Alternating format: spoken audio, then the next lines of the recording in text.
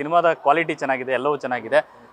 ನಾವೇ ಹೇಳ್ತಾ ಇರ್ತೀವಿ ಒಳ್ಳೆ ಸಿನಿಮಾ ಆಗಬೇಕು ಅಂತ. ಬಟ್ ನೀವು ಶ್ರಮ ಪಟ್ಟಿದ್ದು ನಾವು ತುಂಬ ಹತ್ರದಲ್ಲಿ ನೋಡಿ, ಎಷ್ಟೋ ಪ್ರೊಡಕ್ಷನ್ ಹೌಸ್ಗಳಿಗೆ ಅಲ್ದಿದ್ದೀರಿ ಈ ಸಿನಿಮಾ ಹೀಗಿದೆ ನೋಡಿ ಅಂತ ಅಂದ್ಬಿಟ್ಟು.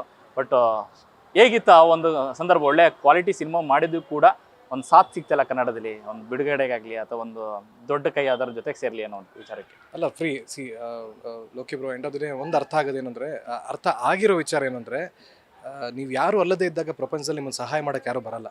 ನೀವೇನಾದರೂ ಒಂದು ಮಾಡಿ ಪ್ರೂವ್ ಮಾಡಿ ತೋರಿಸೋ ತನಕ ಭಾಳ ಕಷ್ಟ ಇದೆ. ನೀವು ಪ್ರೂವ್ ಮಾಡಿ ಒಂದು ಸರಿ ತೋರಿಸ್ಬೇಕಷ್ಟೇ, ಆ್ಯಂಡ್ ನಿಮ್ಮ ಜೊತೆ ಜನ ಬರ್ತಾರೆ.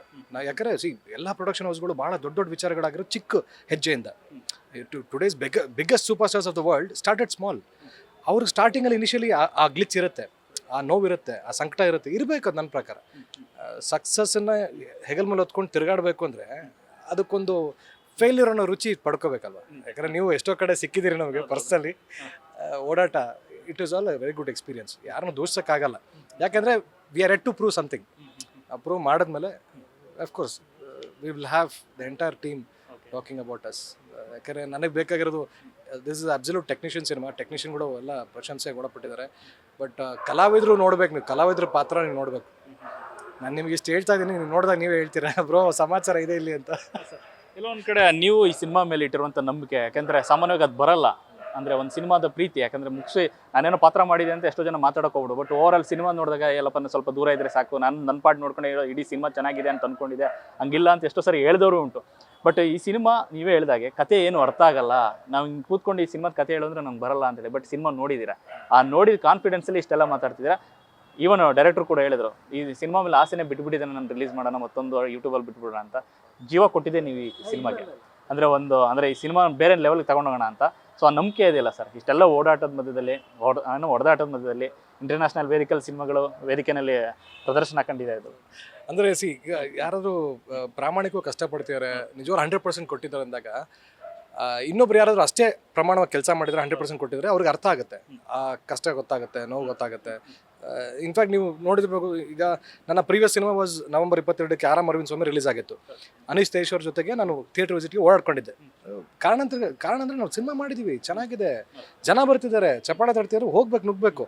ಈಗ ನಮ್ಮ ತಂಡ ಜೊತೆ ನಾವು ನಿಂತ್ಕೊಳ್ತಾರೆ, ಇನ್ಯಾರು ನಿಂತ್ಕೊಳ್ತಾರೆ? ಸೊ ನನಗಿರೋ ಪ್ರಶ್ನೆ, ಅವ್ರನ್ನ ಅಸಹಾಯಕ ಸ್ಥಿತಿಯಲ್ಲಿ ನೋಡಿದಾಗ ನನಗೆ ಅನಿಸಿದ್ದು, ಇಂಥ ಒಳ್ಳೆ ಅದ್ಭುತ ಕಾಂಟೆಂಟ್ ಮಾಡಿ, ಅದ್ಭುತ ಚಿತ್ರ ಮಾಡಿ, ಪ್ರಶಸ್ತಿ ಪುರಸ್ಕಾರಗಳು ತೊಗೊಂಡು ಮೇಲೂ ಒಬ್ಬ ಮನುಷ್ಯ ಹತಾಶೆಗೊಳಗಾಗ್ತಾರಂದರೆ ಇದು ಬಿಡಬಾರ್ದು ಇವ್ರನ್ನ ಸೋಲಕ್ಕೆ ಅಂತ ಅನಿಸಿದ್ದು. ನಾನೊಬ್ಬನೇ ಅಲ್ಲ, ನನ್ನ ಜೊತೆ ನನ್ನ DOP ಮಧುಸೂದನ್ ಇದ್ದಾರೆ, ರಿಶ್ವಿ ಅವರು ಇದ್ದಾರೆ, ಮತ್ತು ಅವ್ರ ಮನೆಯವರು ಇದ್ದಾರೆ. ಬಟ್ ನಿಮ್ಮ ಕಣ್ಮುಂದೆ ಕಾಣಿಸಿದ್ದು ನಾವು ಅಷ್ಟೇ ಓಡಾಡೋದಕ್ಕೆ. ಬಟ್ ನಾನು ವೆರಿ ಸಿಂಪಲಾಗಿ ಹೇಳಬೇಕು ಅಂದರೆ, Raj Vijay sir is gonna be one of the renowned and ಭಾಳ ಹೆಸರು ಮಾಡಿರುವಂಥ ನಿರ್ದೇಶಕರಾಗ್ತಾರೆ. ಅದಕ್ಕೆ ಸುಮಾರು ವರ್ಷಗಳು ಬೇಕಾಗುತ್ತೆ. ಅಷ್ಟು ದಿನಗಳಿಗೆ ಅಷ್ಟು ವರ್ಷಗಳಿಗೆ ನಾವು ಸಮಯ ಕೊಡಬೇಕು. ಯಾಕಂದ್ರೆ ಅವ್ರ ಯೋಚನೆ ಬೇರೆ ಇದೆ, ಅವರು ಮುಖದ ಮೇಲೆ ನಂಬಿಕೆ ಇಡ್ತಾರೆ. ಈ ಬರೀ ಜಡ್ಜ್ಮೆಂಟ್ ಅವರು, ಈ ಮುಖ ಸರಿ ಇವ್ರ ಹತ್ರ ಪರ್ಫಾರ್ಮೆನ್ಸ್ ತೆಗಿಸ್ಬೋದು. ಅವ್ರಿಗೆ ಪೆಕ್ಯುಲರ್ ಫೇಸಸ್ ಬೇಕು, ಡಿಫ್ರೆಂಟ್ ಆಗಿರೋ ಮುಖಗಳು ಬೇಕು, ರೆಗ್ಯುಲರ್ ಫೇಸಸ್ ಅವ್ರಿಗೆ ಆಗಲ್ಲ. ಈ ಥರ ಎಲ್ಲ ಬೇರೆ ಬೇರೆ ಥರ ಯೋಚನೆ ಮಾಡುವಂಥ ಮನುಷ್ಯ. ಕತೆ ಹೇಳ್ತಾರೆ, ಕತೆ ಹೇಳೋದನ್ನ ಅರ್ಥ ಆಗಿರುತ್ತೆ, ಮತ್ತೆ ನೀವು ಕತೆ ಹೇಳೋಕ್ಕಾಗಲ್ಲ. ಅದು ಅವ್ರ narration skill. Is very good at narration. ನಾನು ಸುಳ್ಳು ಹೇಳ್ತಿಲ್ಲ, ಕತೆ ಹೇಳ್ತಾರೆ, ನಿಮ್ಗೆ ಅರ್ಥ ಆಗುತ್ತೆ, ಬಟ್ ನೀವು ಅದನ್ನು ವಾಪಸ್ ಹೇಳೋಕ್ಕಾಗಲ್ಲ. That's the trick. ಯಾಕಂದರೆ ಗೋಪಾಲ್ ಸರ್ ಹೇಳಿದ್ರು ಕತೆ ಗೊತ್ತಿಲ್ಲ ಅಂತ, ಶಿವಮಂಜು ಅವ್ರು ಹೇಳಿದ್ರು, ಮತ್ತು ನಮ್ಮ ಜಾನಿ ವಿಶ್ವನಾಥ್ ಅವ್ರು ಹೇಳಿದ್ರು, ಡಿಂಪಿ ಫಾದಿ ಹೇಳಿದ್ರು. ನಮಗೆಲ್ಲ ಗೊತ್ತಿದೆ, ನಾವು ಪರ್ಫಾರ್ಮ್ ಮಾಡಿದ್ವಿ. ಅಂದರೆ ಆ ಶಾರ್ಟಿಗೆ ಏನು ಬೇಕು, ಏನು ಕೊಡ್ಬೇಕು ಕೊಟ್ಟಿದ್ವಿ. End of the day.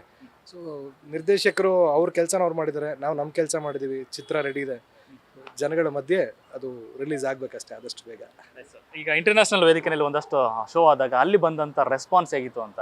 ಯಾಕೆಂದರೆ ಈಗ ಕನ್ನಡಕ್ಕೆ ಅದನ್ನು ಮತ್ತೆ ಜನರನ್ನ ತರಿಸೋ ರೀತಿ ಇದೆಯಲ್ಲ, ಈ ಸಿನಿಮಾ ಹೊಸದು ಅದನ್ನು ಅವ್ರಿಗೆ ಅರ್ಥ ಮಾಡಿಸಿ ಅದನ್ನು ಟಿಕೆಟಾಗಿ ಕನ್ವರ್ಟ್ ಮಾಡೋದು, ಅದು ನಿಮ್ಗೆ ಮುಂದಿರುವಂಥ ದೊಡ್ಡ ಜವಾಬ್ದಾರಿ. ಆ್ಯಕ್ಚುಲಿಗೆ ಅಲ್ಲಿ ಬಂದಂಥ ರಿವ್ಯೂ ಮತ್ತು ಈ ನಮ್ಮ ಒಂದು ಕನ್ನಡದ ಮನಸ್ಸುಗಳು ಈ ಸಿನಿಮಾನ ಯಾವ ಮಟ್ಟಿಗೆ ತಗೋತಾರೆ ಅಂತ ನಂಬಿಕೆ ಇದೆ. ಜಗತ್ತು, ನಾನು ಎಲ್ಲೋ ಒಂದು ಕಡೆ ಒಳ್ಳೆ ಇಂಟರ್ವ್ಯೂ ನೋಡಿದ್ದೆ. ಪುಟ್ಟಣ್ಣವರು ಸಿನಿಮಾ ಮಾಡಬೇಕಾದ್ರೆ ಕೆ ಬಾಲಚಂದರ್ ಅವರು ಬೆಂಗಳೂರು ಬರ್ತಿದ್ರಂತೆ. ಟ್ರೈನಲ್ಲಿ ಬಂದು ಆಟೋ ಹಿಡ್ಕೊಂಡು ಮೇನ್ ಥಿಯೇಟರ್ ಅಂತ ಸಿಂಗಲ್ ಸ್ಕ್ರೀನಲ್ಲಿ ನೋಡಿ ವಾಪಸ್ ಅದೇ ಟ್ರೈನಲ್ಲಿ ವಾಪಸ್ ಹೋಗ್ತಿದ್ರಂತೆ. ಸಂಜೆ ಟ್ರೈನಲ್ಲಿ ಹೋಗ್ಬಿಟ್ಟು ಅಲ್ಲಿ ಟೇಬಲ್ ತಟ್ತಿದ್ರಂತೆ. ಪುಟ್ಟಣ್ಣ ಎಬ್ಡಿಪ್ಪ ಇಂದ ಮದಿ ಸಿನಿಮಾ ಪಂಡ್ರಾರೆ ಅಂತ, ಹೆಂಗೆ ಈ ಥರ ಸಿನಿಮಾ ಮಾಡಕ್ಕೆ ಸಾಧ್ಯ ಪುಟ್ಟಣ್ಣ ಅಂತ. ಅಂಥ ದೈತ್ಯ ಕಲಾವಿರಿದ್ದಂಥ ನಾಡು ಆ ಭೂಮಿ ನಮ್ಮದು. ಸೊ ಹೊಸ ಚಿಗುರು, ಅಂದರೆ ಹಳೆ ಬೇರು ಹೊಸ ಚಿಗುರು ಅಷ್ಟೇ. ಕನ್ನಡ ಇಂಡಸ್ಟ್ರಿಗೆ ಅದರದಂತೆ 89 ವರ್ಷದ ಇತಿಹಾಸ ಇದೆ. ಇದು ಹೊಸ ಚಿಗುರು ಅಷ್ಟೇ. Raj Vijay is a new sprout. ಅದೊಂದು ಅದು ಮೊಳಕೆ ಹೊಡಿತಾ ಇದೆ. ಬೇರೆ ಬೇರೆ ಕಡೆ ಪ್ರಶಸ್ತಿ ಪುರಸ್ಕಾರಗಳು ತೊಗೊಂಡಾಗ ಅವ್ರಿಗೆ ಎಷ್ಟು ಖುಷಿಯಾಗಿರುತ್ತೋ ನಮ್ಗೆ ಅಷ್ಟೇ ಖುಷಿಯಾಗಿದೆ. ಇಮ್ಯಾಜಿನ್ ಮಾಡ್ಕೊಳ್ಳಿ, ನೀವೆಲ್ಲೋ ಬೆಂಗಳೂರಲ್ಲೋ ಊಟಿಯಲ್ಲೋ ಶೂಟಿಂಗ್ ಮಾಡಿರ್ತೀರಾ, ಇದನ್ನು ತೊಗೊಂಡೋಗಿ ಫ್ರಾನ್ಸಲ್ಲಿ ನೋಡಿರ್ತಾರೆ, ಸ್ವೀಡನ್ ನೋಡಿರ್ತಾರೆ, ಸ್ವಿಟ್ಜರ್ಲೆಂಡ್ ನೋಡಿರ್ತಾರೆ, ಅಮೆರಿಕ, ಶಿಕಾಗೋ, ಇಲ್ಲೆಲ್ಲ ನೋಡಿದಾಗ ನಿಮಗೆ ಅನ್ಸಿರುತ್ತೋ wow what is this. And ಆ ಜಾನ್ರಿಗೆ ಅದು ಆ ತಾಕತ್ತಿತ್ತು ಅಂತ. ಸೊ ಅಲ್ಲೇ ಅವ್ರಿಗೆ ಕಾನ್ಫಿಡೆನ್ಸ್ ಬಂದು ಸ್ವಲ್ಪ ಕ್ಷೀಣಿಸ್ತಾ ಬರ್ತದೆ ಅಂತ ಅರ್ಥ ಆದಾಗ ದಟ್ಸ್ ವೆನ್ ನಾನು ನನ್ನ DOP ಎಲ್ಲ ಒಂದು ಸ್ವಲ್ಪ ಸಾಥ್ ಕೊಟ್ಟು ಮುಂದೆ ತರಿಸಿದ್ವಿ. ನಮ್ಮೆಲ್ಲರ ಜವಾಬ್ದಾರಿ, ಸಿನಿಮಾ ಮಾಡೋದು ಮುಖ್ಯ ಅಲ್ಲ, ಅದನ್ನು ಜನಗಳಿಗೆ ತಲುಪಿಸೋದು ಮುಖ್ಯ. Promotion is very important. So ಪ್ರಮೋಷನಲ್ಲಿ ಸ್ಟ್ರಾಟಜೈಸ್ ಮಾಡ್ತಿದ್ದಾರೆ. ಅಫ್ಕೋರ್ಸ್ ಚೆನ್ನಾಗಿರೋದನ್ನ ಟ್ರಾಲ್ ಅವರು ಬಿಡಲ್ಲ, ಹಿಡಿದು ರುಬ್ಬಾಕ್ತಾರೆ. ಚೆನ್ನಾಗಿರೋದನ್ನ ಕೊಡ್ಬೇಕಷ್ಟೆ. ಕಾಂಟೆಂಟ್ ಇಸ್ ದ ಕಿಂಗ್ ಅಂತ ಯಾವಾಗಲೂ ಹೇಳ್ತಾರಲ್ವಾ, ಕಾಂಟೆಂಟ್ ಚೆನ್ನಾಗಿತ್ತು ಅಂದರೆ ಡನ್, ರೆಸ್ಟ್ ಇಸ್ ಹಿಸ್ಟ್ರಿ. ನಿಮ್ಮ ಈ ಹಿಂದಿನ ಪಾತ್ರಗಳು ನೋಡಿದ್ರೆ ಎಲ್ಲರೂ ಹೈಪರ್ ಆಕ್ಟಿವ್ ಇರುವಂಥ ಪಾತ್ರಗಳು, ಎಲ್ಲೂ ಸುಮ್ಮನೆ ನಿಲ್ಲುವಂಥ ಪಾತ್ರ ಆಗಿರಲ್ಲ. ಬಟ್ ಇಲ್ಲಿ ನೋಡ್ರಿ ಎಲ್ಲೂ ಓಡಾಡಲ್ಲ, ಸುಮ್ಮನೆ ವೀಲ್ ಚೇರ್ ಮೇಲೆ ಕೂರಿಸಿರಿ. ಎಷ್ಟು ಕಷ್ಟ ಆಯ್ತು ಅಂತ ಅಚೀವ್ ಮಾಡೋದು ಅದನ್ನು.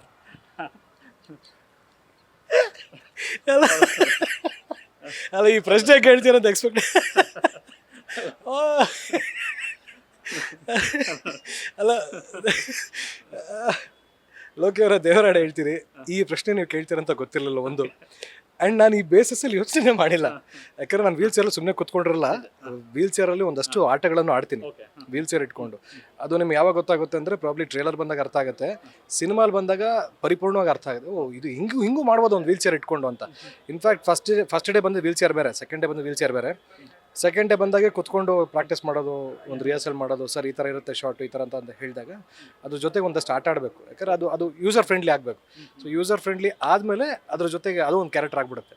So wheelchair is an actual character. ನೀವು ಕೇಳಿದ ಪ್ರಶ್ನೆಗೆ ಹ್ಯಾಟ್ಸ್ ಆಫ್. ಯಾಕಂದರೆ ನಾವು ಸ್ಪಾಂಟೇನಿಯಸ್ ಆಗಿ ಹೈಪರ್ ಆಕ್ಟಿವ್ ಆಗಿ ಆ್ಯಕ್ಟ್ ಮಾಡೋದಕ್ಕೂ ವೀಲ್ ಚೇರಲ್ಲಿ ಕುತ್ಕೊಂಡು ಆ್ಯಕ್ಟ್ ಮಾಡೋದಕ್ಕೂ ತುಂಬ ವ್ಯತ್ಯಾಸ ಇದೆ. So thank you for recognizing. ಭಾರಿ ಖುಷಿ ಆಯ್ತು ಈ ಪ್ರಶ್ನೆ ನನಗೆ. ಸೊ ಒಂದು ಕಡೆ ಕಲಾವಿದರ ತಂಡ ಅಂತ ನೀವು ಹೇಳಿದ್ರೆ, ಅಂದರೆ ನಿಮ್ಮ ಡೈರೆಕ್ಟರ್ ಬಂದು ಯಾರ ಹತ್ರ ಆ ಒಂದು ಪೊಟೆನ್ಶಿಯಲಿಟಿ ಇದೆ ಅಂಥವ್ರನ್ನ ಹುಡುಕಿ ಎಕ್ಕುವಂಥ ಕಲೆ ಇದೆ ಅಂತ ಅಂದ್ಬಿಟ್ಟು ಆ ಪಾತ್ರಗಳು ನೋಡಿದಾಗ ಅನ್ಸುತ್ತೆ. ಕಲಾವಿದರ ಒಂದು ಆಯ್ಕೆ ಮಾಡೋರ ವಿಚಾರಲ್ಲಿ ಬಾಲಾಜಿ ಮನೋಹರ್ ಆಗಲಿ, ಗೋಪಾಲ್ ಕೃಷ್ಣ ಅವರಾಗಲಿ, ನಿಮ್ಮ ಪಾತ್ರ ಆಗಿರಲಿ, ಅಥವಾ ಈಗ ಒಂದು ಲೇಡಿ ಒಂದು ಪಾತ್ರ ಆಗಿದೆ, ಅದೆಲ್ಲರದ್ದು ನೋಡಿದಾಗ ಇದೇನೋ ಬೇರೆ ವೈಬ್ ಇರುವಂಥ ಸಿನಿಮಾ ಅನಿಸುತ್ತೆ. ಭಾಳ ಮುಖ್ಯವಾಗಿ ಹೇಳಿರುವಂಥ ಗೋಪಾಲ್ ಕೃಷ್ಣ ದೇಶಪಾಂಡೆ ಅವರು ಲಾಸ್ಟ್ 20 ನಿಮಿಷದ ಒಂದು ಅವರ ಎಂಟ್ರಿ ಹೇಗಿರುತ್ತೆ. ಯಾಕಂದರೆ ಎಲ್ಲರೂ ಅಂದರೆ 20 ನಿಮಿಷ ಲಾಸ್ಟ್ ಅಂದರೆ ಎಲ್ಲರಿಗೂ ನೆನಪಾಗಿದೆ ಕಾಂತಾರ, KGF ಸಿನಿಮಾಗಳದ್ದು ಆ ಥರದೊಂದು ದೊಡ್ಡ ವೈಬನ್ನೇ ಜನ ವೇಟ್ ಮಾಡ್ತಿದ್ದಾರೆ. ಸೊ ಅದೆಲ್ಲವೂ ಈ ಸಿನಿಮಾದಲ್ಲಿ ಇರುತ್ತೆ ಅಂತ ಅನ್ಸುತ್ತೆ. ಸರ್ ನಾವು ಯಾವ ಸಿನಿಮಾನು ಭಾಳ ದೊಡ್ಡದಾಗಿ ಯೋಚನೆ ಮಾಡೋದು. ಸಿನಿಮಾ ಭಾಳ ದೊಡ್ಡದು, ಜಗತ್ತಿಗೆ ಮೀರಿರುವಂಥ ವಿಚಾರ. ನನಗೆ ಗೊತ್ತಿರೋ ಒಂದು ಸತ್ಯ, every cinema is big. Provided ಪ್ರಾಪರಾಗಿ ಹೂರಣನ ಸೇರಿಸಿ ಹೋಳಿಗೆ ಕರೆಕ್ಟಾಗಿ ತಟ್ಟಿದ್ರೆ, ಅದು ಜನಕ್ಕೆ ತಲುಪಿದ್ರೆ ಎವ್ರಿ ಸಿನಿಮಾ ಅಲ್ಲಿ ಬಿಕಮ್ ಬಿಗ್. ಕಾಂಟೆಂಟ್ ಬಗ್ಗೆ ಇರೋವಂಥ ನಾಲೆಜ್ ಏನಿದೆ ಡೈರೆಕ್ಟ್ರಿಗೆ, ಸರ್ ಹೀಗಾಗುತ್ತೆ, ಹೀಗೋಗುತ್ತೆ, ಹಿಂಗೆ ಮುಗಿಯುತ್ತೆ. ಕಡೆ 20 ನಿಮಿಷ ಹೇಳ್ತೀವಲ್ಲ, ಎಲ್ಲ ಸಿನಿಮಾಗಳಲ್ಲೂ climax is the game changer. Pre climax ಆಗಲಿ ಕ್ಲೈಮ್ಯಾಕ್ಸ್ ಆಗಲಿ, ದಟ್ಸ್ ಅ ಗೇಮ್ ಚೇಂಜರ್. ಯಾಕಂದರೆ ಇಡೀ ಸಿನಿಮಾ ಮರ್ತೋಗ್ತೀರಾ, ಕ್ಲೈಮ್ಯಾಕ್ಸಿಗೆ ಮನೆ ತೊಗೊಂಡೋಗ್ತೀರಾ. ಸೊ ಅದು ಭಾಳ ಅದ್ಭುತವಾಗಿ ಇರಬೇಕು. ಅದು ಚೆನ್ನಾಗಿದ್ದದಕ್ಕೆ ಇಷ್ಟು ಪ್ರಶಸ್ತಿಗಳು ನಮಗೆ ಬಂದಿರೋದು. ಆ್ಯಂಡ್ ಅದರಲ್ಲಿ ಗೋಪಾಲ್ ಕೃಷ್ಣ ಸರ್ ಅಂತೂ ಟ್ರಸ್ಟ್ ಮೀ, ನೀವು ಹಿಂದೆ ಅವರ ಪಾತ್ರಗಳು ನೋಡೋದಕ್ಕೂ ಈ ಗ್ರೀನಲ್ಲಿ ಅವರ ಕ್ಲೈಮ್ಯಾಕ್ಸ್ ನೋಡೋದಕ್ಕೂ ಭಾಳ ವ್ಯತ್ಯಾಸ ಇರುತ್ತೆ. ಫಿನಾಮಿನಲ್ ಕೆಲಸ. ನನಗೆ ಕಣ್ಣಲ್ಲಿ ನೀರು ಬಂದ್ಬಿಡ್ತು. ಐ ಮೀನ್ ಯೂಶ್ವಲಿ ಅಳಲ್ಲ, ಅಂದರೆ ಪಾತ್ರಗಳನ್ನು ಅಷ್ಟು ಡೀಪಾಗಿ ಹೋಗಿ ಅದೊಂದು ಕಾಡ್ಸರೆ. ಒಂದು 20-30 ಸೆಕೆಂಡ್ ತೊಗೊಳ್ತೀರಾ ಸುಧಾರಿಸ್ಕೊಳಕ್ಕೆ. ನೀವು ಕ್ಲೈಮ್ಯಾಕ್ಸ್ ಆದಮೇಲೆ 20-30 ಸೆಕೆಂಡ್ ಸುಧಾರಿಸ್ಕೊಳಕ್ಕೆ ಟೈಮ್ ತೊಗೊಂಡು ಓಕೆ ರಿಯಾಲಿಟಿಗೆ ಬರ್ತೀರಾ. ಅಂದರೆ ಥಿಯೇಟ್ರ್ ಆಫ್ ಮೈಂಡಲ್ಲಿ ಹಂಗೆ ಆಟ ಆಡಿದ್ದಾರೆ. It's a different feel all together. ನಾನು ಹೇಳ್ಬೇಕಾದ್ರೆ ನಿಮ್ಗೆ ಇದು ಅರ್ಥ ಆಗ್ತಿರ್ಬೇಕು. ಸೊ ಇನ್ನು ಪ್ರತಿ ಸಿನಿಮಾದಲ್ಲೂ ಪ್ರಯತ್ನಕ್ಕೆ ಯಾವಲ್ಲೂ ತುಡಿತಾ ಇರುತ್ತೆ ನಿಮ್ಮ ಮನಸ್ಸು. ಸೊ ಅದನ್ನೆಲ್ಲ ಮೀರಿ ಒಂದು ಕಮರ್ಷಿಯಲ್ ಹಿಟ್ಟು ಅಥವಾ ಒಂದು ಟೀಮ್ ಜೊತೆ ಕೆಲಸ ಮಾಡಬೇಕು ಅಂತ ಎಲ್ಲ ಕಲಾವಿರಿಗೂ ಒಂದು ಮನಸ್ಸಲ್ಲಿ ಇರುತ್ತೆ. ಆ ಥರದ್ದು ಏನಾದ್ರು ಪ್ರಯೋಗಗಳು ದೊಡ್ಡ ಸಿನಿಮಾಗಳು ಏನಾದರೂ ನಡೀತಾ ಇದೆ, ಅದಾದರೂ ಕತೆಗಳು ಕೇಳಿದ್ದೀರಾ?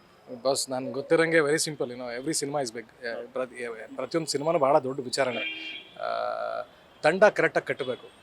ತಂಡ ಸರಿಯಾಗಿದ್ದರೆ, ಕಲಾವಿದರು ಸರಿಯಾಗಿದ್ದರೆ, ಪಾಸಿಟಿವ್ ಎನರ್ಜೀಸ್ ಇದ್ದರೆ. ಯಾಕಂದರೆ ಅದೊಂದು ಒಳ್ಳೆ ಮಾತಿದೆಯಲ್ಲ, ಸಿನಿಮಾ ನಾವು ಮಾಡೋದಲ್ಲ ತಾನು ಆಗೋದು ಅಂತ. ಸೊ ತಾನು ಆಗುವಂಥ ಸಿನಿಮಾಕ್ಕೆ ನಾವು ಇದ್ದು ಬಿಟ್ಟರೆ ಅದಕ್ಕಿಂತ ಪುಣ್ಯವಾದ ಕೆಲಸ ಮತ್ತೊಂದಿಲ್ಲ ನಾನು ಕೇಳಿದ್ರೆ. ಸೊ ಅಪೇಕ್ಷಿಸ್ತಾ ಇದ್ದೀನಿ, ಕಾಯ್ತಾನೂ ಇರ್ತೀನಿ. ಅಂಥ ಒಳ್ಳೆ ಸಿನಿಮಾಗಳು ಸಿಕ್ಕಾಗ ಆ ಅವಕಾಶನ ಸದುಪಯೋಗ ಪಡಿಸ್ಕೊತೀನಿ. ಇನ್ನು ಕೊನೆಯದಾಗಿ ಗ್ರೀನ್ ಈಗ ಆಲ್ರೆಡಿ ದೊಡ್ಡ ವೇದಿಕೆಯಲ್ಲಿ ಗೆದ್ದು ಬಂದಿರುವಂಥ ಸಿನಿಮಾ. ಸೊ ಕನ್ನಡಿಗರು ಒಳ್ಳೆ ಸಿನಿಮಾ ಯಾವತ್ತೂ ಕೈ ಬಿಟ್ಟಿಲ್ಲ. ಸೊ ತಲುಪಿಸೋದ್ರಲ್ಲಿ ನಾವು ಸ್ವಲ್ಪ ಮುನ್ನುಗ್ಬೇಕಷ್ಟೇ. ಸೊ ಆ ವಿಚಾರದಲ್ಲಿ ಈಗ ನಿಮ್ಮ ಟೀಮ್ ಮುಂದೆ ನುಗ್ತಾ ಇದ್ದೀರಾ. ಸೊ ಕನ್ನಡ ಪ್ರೇಕ್ಷಕರಲ್ಲಿ ನಿಮ್ಮ ಒಂದು ಕೊನೆಯ ಬೇಡಿಕೆ, ಈ ಸಿನಿಮಾ ಹತ್ರದಲ್ಲೇ ರಿಲೀಸ್ ಆಗ್ತಾ ಇದೆ, ಏನಕ್ಕೆ ಕೇಳ್ಕೊಳಕ್ಕೆ ಇಷ್ಟಪಡ್ತೀರಾ? ಪ್ರೇಕ್ಷಕರಿಗೆ ಕೇಳ್ಕೊಳ್ಳುವಂಥ ಭಾಳ ಸಿಂಪಲ್ ವಿಚಾರ ಇಷ್ಟೇ, ಒಳ್ಳೆಯದನ್ನು ಯಾವತ್ತೂ ನೀವು ತಳ್ಳಿ ಸೈಡ್ಗೆ ಹಾಕಿಲ್ಲ.